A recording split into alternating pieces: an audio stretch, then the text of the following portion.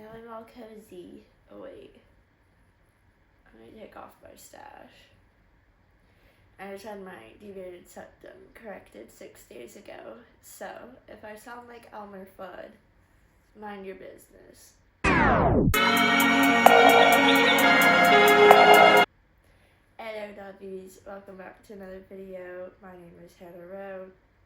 Today, I want to talk about hard truths to a healing journey and really show the duality, or just discuss the duality and how there are moments of isolation just as there are moments of community, but all in all, healing journeys are very painful.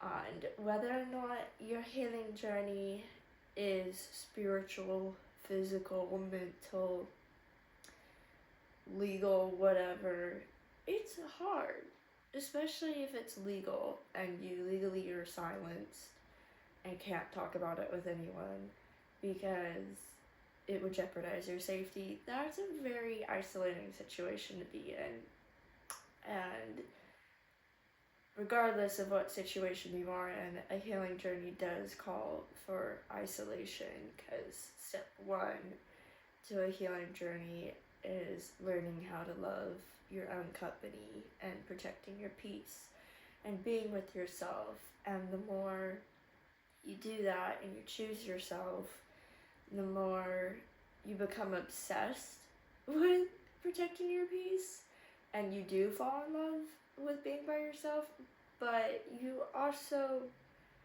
lose a lot of people and things, and a lot of people you thought you'd never lose. Like, I had to let go of individuals I thought would be at my wedding or rocking it with me in my 50s, because the second I began to stand up for myself, stand in my truth, start pursuing what made me happy, and not being ashamed to say no and speak my mind, a lot of people saw me as a threat. And there's like two groups of people that you lose or you learn to let go in a healing journey. And the first group are individuals that belittle you, shame you, or just downright cruel to you when you're healing, because they no longer have control. Once you say no, once you start setting boundaries, a lot of people take that personally, and they themselves can't do that or feel incapable of doing that, and so they project jealousy and envy onto you. And that's when you start getting passive aggressive comments, you start being told how ignorant you are, or they try to belittle and place doubt in your mind.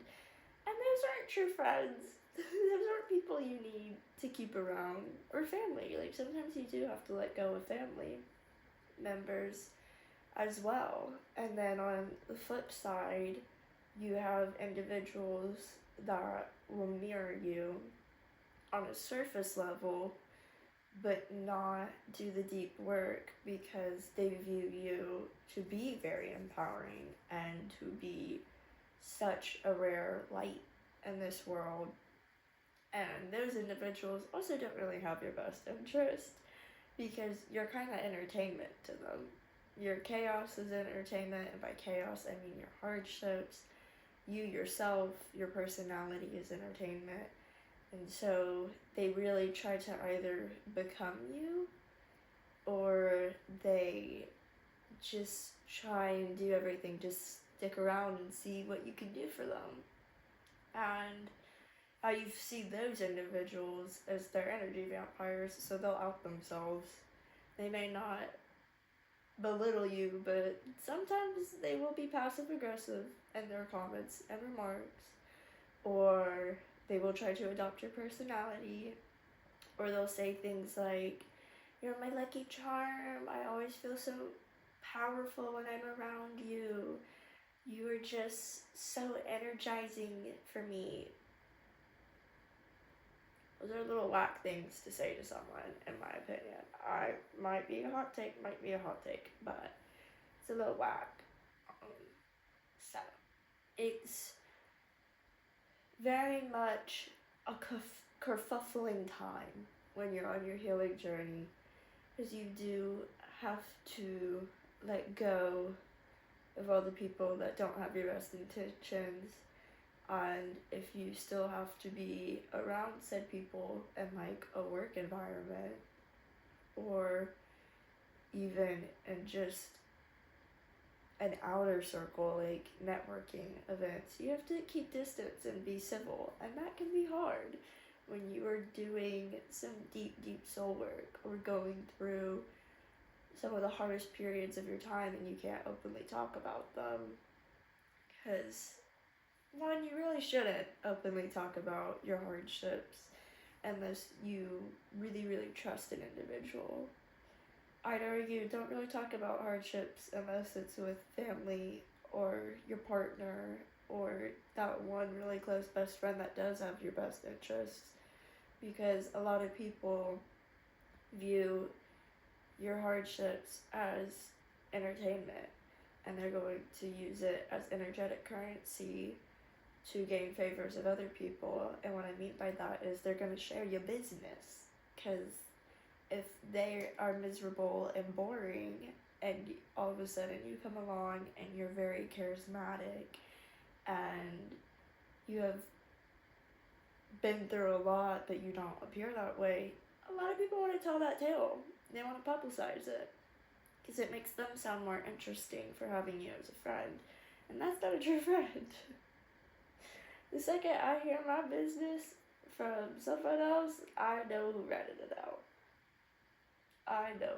And I'm in a period where I just really have had to learn not to share my business. I don't have to bleed myself, metaphorically. I don't have to share everything to be taken seriously or to have worth or value or to be loved. I really don't. I just need to show up and be me and do my best every day. Don Miguel Ruiz's fourth agreement, just do your best. Sometimes it'll be more than the day before, other times less. But when you're on a healing journey, all that matters is you show up every day for yourself and you release the mimickers or the belittlers, and every day all you focus on is consciously choosing to undo behaviors, habits, and ideologies that kept you repressed. But the way to quantum leap is have gratitude for the ideologies and behaviors and habits that once had you in a lack mindset or feeling oppressed, because they do build something.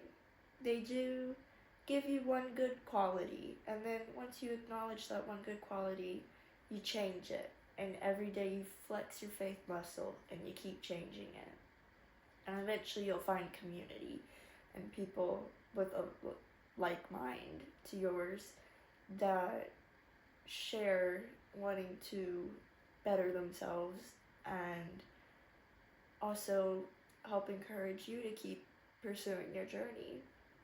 And I think my greatest example to having gratitude for a lack mindset is I was taught young that I had to be comfortable being alone. I've always enjoyed my company.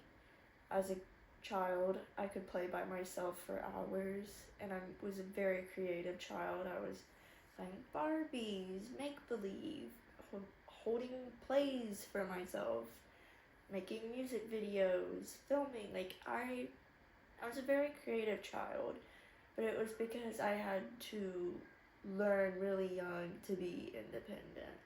And I also was taught that if I asked for help, I would be shamed and punished for it by certain individuals. So that really grew into me always being hyper independent and asking for help until it was worst case scenario and I was hurting a lot and I was in a very scary place.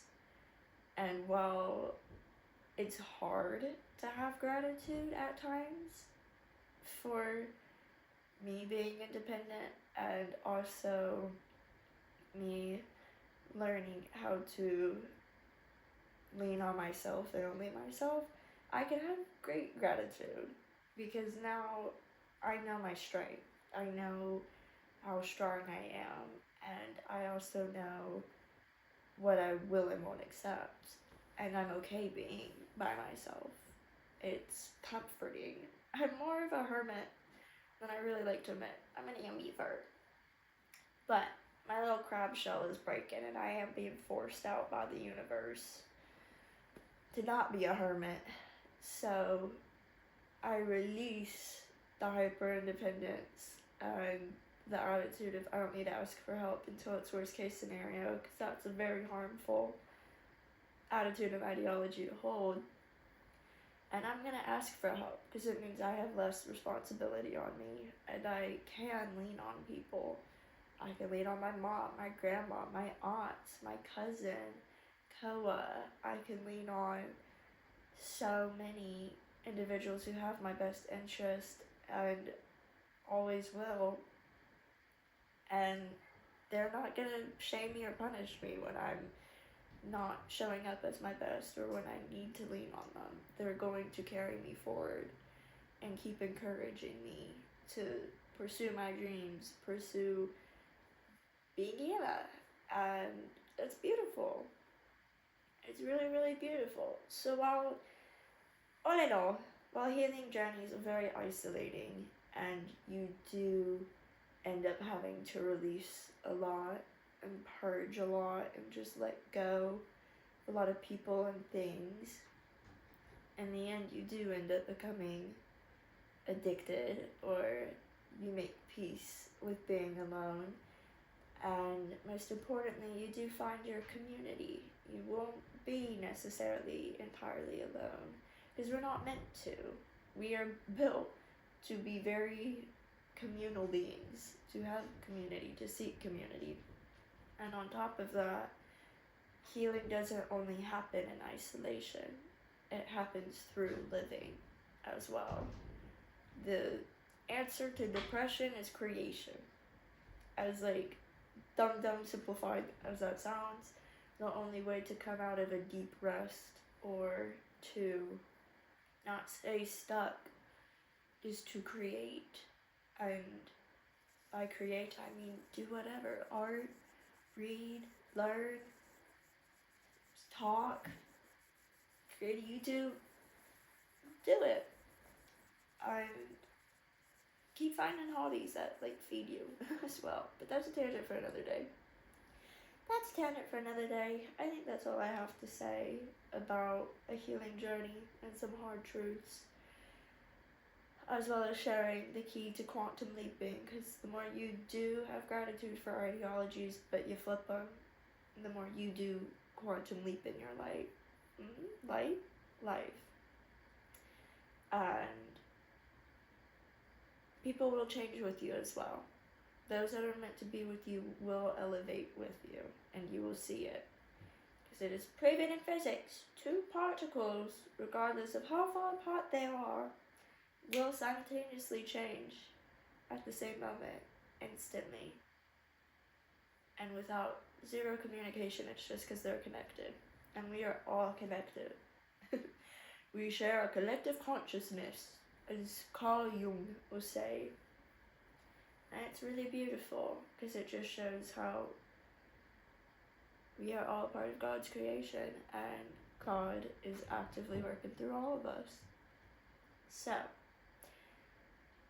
your soul family will show up and make it loud and clear who they are, because they will be elevating with you, and they might not even know it. They might have to go disappear for a little bit. Sometimes people need to go on their own journeys before they come back, and you're even more aligned than you were when they left. That's just the truth. And that's today's video. I'm gonna go make cinnamon rolls. I'm really sorry if it was hard to understand me. Again, I have 2 tubes in my nose right now. This is day 6. Yeah. Recovering from a septoplasty bilateral turbinate, which in dumb words is they shattered my nose. I had a lot of bone removed because my deviated septum happened from me breaking my nose at age 4 and never doing anything about it till age 23. Come Tuesday though, I get to learn what breathing real air feels like, and I'm so excited, but I'm so nervous. I'm so nervous because what do you mean you're removing the 2 tubes from my nose? I want them gone, but I'm so scared. It's okay. One of my Christmas gifts this year is breathing, so I'm so grateful for that. And I love you guys. I hope you have a wonderful day, week, morning, afternoon, evening, whenever you're watching this. And I hope you have a happy holidays. I will see you guys next week. But whenever you watch this, I just hope you're having a happy life and happy days. I don't know that theme song. I wish I did.